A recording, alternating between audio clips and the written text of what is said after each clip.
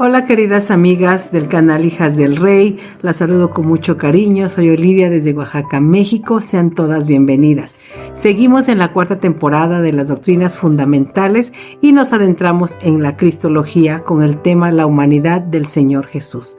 Esta enseñanza será de bendición y nos dejará el corazón lleno de agradecimiento hacia nuestro Señor Jesús. La doctrina de la humanidad de Cristo, pues se refiere a la condición de Jesús como un ser humano genuino. Y esta es una verdad esencial porque la salvación depende de la humanidad y deidad auténtica del Señor Jesús. La Biblia enseña la humanidad de Jesús de muchas maneras y en un mundo donde a veces sentimos que nadie nos entiende, recordar que Jesús, el Hijo de Dios, fue completamente humano es un consuelo muy profundo para cada uno de nosotros. Él no solo vino a salvarnos, sino también vino a caminar entre nosotros, a vivir como nosotros, a experimentar nuestras luchas y también la muerte. El Señor Jesús tiene dos naturalezas perfectas, la divina y la humana. No es la mitad hombre y la mitad Dios. Él se manifiesta en la naturaleza divina completa y la naturaleza humana perfecta. Y vamos a corroborarlo en la palabra de Dios. Primero que nada, el Señor Jesús tuvo un nacimiento pues humano, como todos nosotros, y pues su nacimiento fue un milagro porque nació de una virgen. En Mateo 1:23 dice: He aquí una virgen concebirá y dará a luz un hijo y llamará su nombre Emmanuel. Así que él nació de una mujer y con esto se sujetó a todas las limitaciones de un cuerpo humano y de una vida humana. Gálatas 4:4 dice: Pero cuando vino el cumplimiento del tiempo, Dios envió a su Hijo nacido de mujer y nacido bajo la ley. Jesús no vino como un espíritu ni como un rey majestuoso, sino como un bebé indefenso. Él conoció la vulnerabilidad desde el principio y esto nos recuerda que Dios no tiene miedo de acercarse a nuestra fragilidad. Él tuvo nombres humanos. Primeramente, pues lo llamaron Jesús. Ustedes ven en Mateo que dice: y llamará su nombre Jesús, porque él salvará a su pueblo de sus pecados. También fue llamado el Hijo del Hombre. En Lucas 19:10 podemos leer: porque el Hijo del Hombre vino a buscar y a salvar lo que se había perdido. Fue llamado también Jesús de Nazaret. En Hechos 2:22 dice: varones israelitas, oíd estas palabras. Jesús Nazareno, varón aprobado por Dios entre vosotros, con las maravillas, prodigios y señales que Dios hizo entre vosotros por medio de él, como vosotros sabéis. Fue llamado también el carpintero. Y en Marcos 6:3 dice: ¿no es este el carpintero, hijo de María, hermano de Jacobo, de José, de Judas y de Simón? ¿Y no están también aquí con nosotros sus hermanas? Y se escandalizaban de él. Como ven, el Señor Jesús pues vivió muchas cosas que vivimos nosotros y él también tuvo limitaciones físicas e intelectuales. Pues él crecía, ¿verdad? Como cualquier ser humano. En Lucas 2:22 dice: y el niño crecía y se fortalecía y se llenaba de sabiduría y la gracia de Dios era sobre él. En Lucas 2:52 dice: y Jesús crecía en sabiduría y en estatura y en gracia para Dios y con los hombres. Hemos estudiado que Dios pues es todopoderoso, que sabe todo. Entonces, ¿cómo es posible que el Señor Jesús, siendo Dios, pues pudiera haber crecido en sabiduría y en estatura, ¿no? Recuerden que ahora estamos hablando de una manifestación total de su naturaleza humana. El Señor Jesús pues también tuvo una apariencia, ¿verdad? Por ejemplo, la mujer samaritana le dijo: ¿cómo tú, siendo judío, me pides a mí de beber, que soy mujer samaritana? Porque judíos y samaritanos no se trataban entre sí. La mujer samaritana pensaba que el Señor Jesús era como cualquier otro judío. El Señor Jesús experimentó cansancio. En Juan 4:6 dice: y estaba allí el pozo de Jacob. Entonces Jesús, cansado del camino, se sentó así junto al pozo. Era como la hora sexta. También experimentó lo que nosotros experimentamos a través del sueño. Él se durmió. Dice en Mateo 8:24: y he aquí que se levantó en el mar una gran tempestad tan grande que las olas cubrían la barca, pero él dormía. El Señor Jesús también tuvo hambre. En Marcos 11:12 dice, al día siguiente, cuando salieron de Betania, tuvo hambre. Experimentó también la sed. En Juan 19:28 dice, después de esto, sabiendo Jesús que ya todo estaba consumado, dijo, para que la escritura se cumpliese, tengo sed. Así que el Señor Jesús experimentó emociones, tristeza, compasión, enojo y angustia. En Juan 11:35 vemos que Él lloró, ¿verdad? En Marcos 3:5 también Él dijo, entonces mirándolos con enojo, entristecido por la dureza de sus corazones. En Mateo 9:36 dice, y al ver las multitudes tuvo compasión de ella. El Señor Jesús lloró, sintió compasión y se enojó, y Él no reprimió sus emociones, las vivió plenamente. También sufrió. En Isaías 53 vemos que dice, varón de dolores, experimentado en quebranto, experimentado en sufrimiento. Y Filipenses 2:8 dice, y estando en la condición de hombre, se humilló a sí mismo, haciéndose obediente hasta la muerte y muerte de cruz. En Lucas 22:44 leemos, y estando en agonía, oraba más intensamente y era su sudor como grandes gotas de sangre que caían hasta la tierra. El Señor Jesús también experimentó la muerte. En Lucas 23:46 vemos que dice, entonces Jesús, clamando a gran voz, dijo, Padre, en tus manos encomiendo mi espíritu. Y habiendo dicho esto, expiró. Jesús no escapó al sufrimiento. En su humanidad, eligió el camino más difícil para mostrarnos a ti y a mí cuánto valemos para Él. Su cruz no solo es un acto divino, sino el mayor acto de amor humano que alguien nos pudiera expresar. El Señor Jesucristo también tuvo limitaciones morales. Se sujetó a ser tentado. En Mateo 4:1 dice, entonces Jesús fue llevado por el Espíritu al desierto para ser tentado por el diablo. Aunque Jesús nunca pecó, sí fue tentado. Esto significa que Él conoce la lucha interna, el peso del deseo, la presión del enemigo, pero también nos muestra que es posible vencer con su ayuda.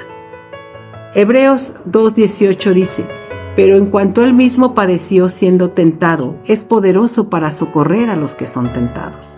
Hebreos 4:14-15 leemos, porque no tenemos un sumo sacerdote que no pueda compadecerse de nuestras debilidades, sino uno que fue tentado en todo, según nuestra semejanza, pero sin pecado.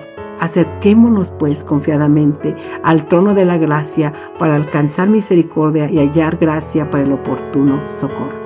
El Señor Jesús no cometió ningún pecado, al contrario, con su ayuda nosotros también podemos evitar el pecado. El Señor Jesús también tuvo limitaciones espirituales. Él en Marcos dice que Él oraba levantándose muy de mañana, siendo aún muy oscuro. Él salía a un lugar desierto y ahí oraba. ¿Por qué? Porque esto demuestra que Él dependía de la oración para poder seguir adelante.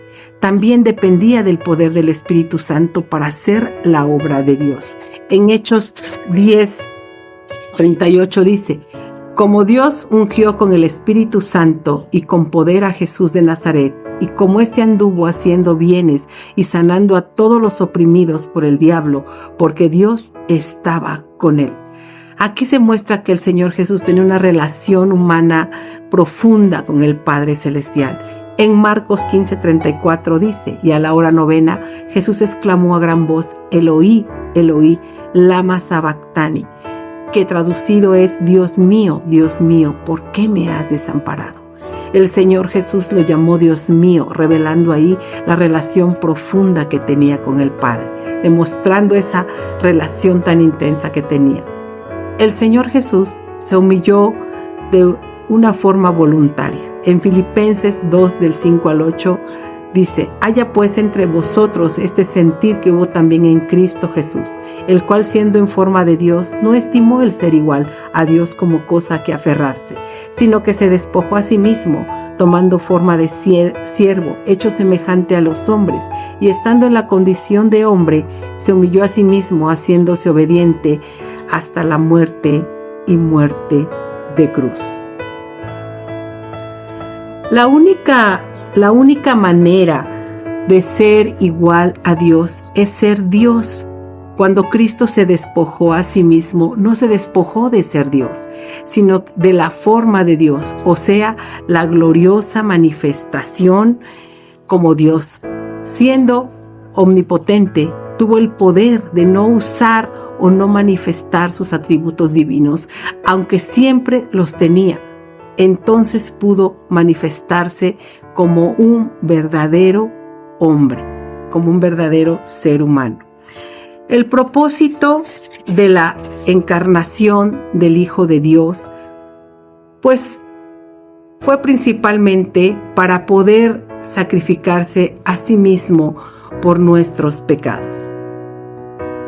Hebreos 9:26 dice: de otra manera le hubiera sido necesario padecer muchas veces desde el principio del mundo, pero ahora, en la consumación de los siglos, se presentó una vez para siempre por el sacrificio de sí mismo para quitar de en medio el pecado.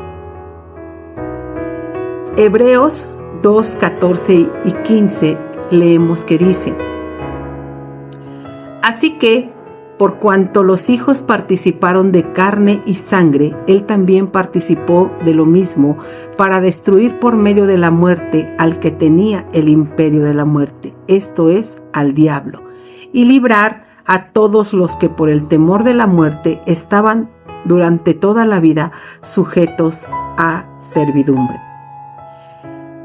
Después de esta información, podemos ver pues la magnitud de la humillación, del sacrificio que hizo Cristo a nuestro favor. El hecho de que Cristo se encarnara implica su estado de humillación y posterior y estado de exaltación. Estado de humillación y estado de exaltación son términos que se refieren a dos fases cronológicas y las condiciones correspondientes por medio de las cuales el Hijo de Dios avanza para lograr la redención. El estado de humillación incluye el nacimiento de nuestro Señor Jesús, su vida terrenal, las tentaciones, el sufrimiento, las pruebas, la crucifixión, la muerte y sepultura. El estado de exaltación incluye pues la resurrección, la ascensión, la ascensión. Él está sentado a la diestra de Dios y está intercediendo por cada uno de nosotros. Y por supuesto también incluye el regreso de nuestro Señor Jesús. Nuestra salvación depende de la deidad de Jesús y su humanidad. La humanidad de Jesús le permitió morir en lugar de los seres humanos para rescatarlos de sus pecados. En su primera venida, el Hijo de Dios sufrió y fue tentado, rechazado, maltratado y muerto.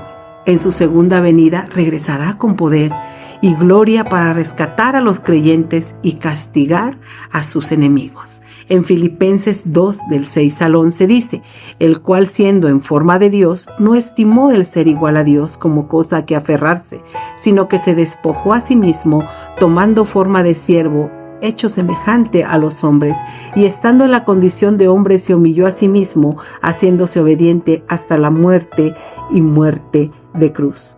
Por lo cual Dios también le exaltó hasta lo sumo y le dio un nombre que es sobre todo nombre, para que en el nombre de Jesús se doble toda rodilla de los que están en los cielos y en la tierra y debajo de la tierra, y toda lengua confiese que Jesucristo es el Señor, para la gloria de Dios Padre.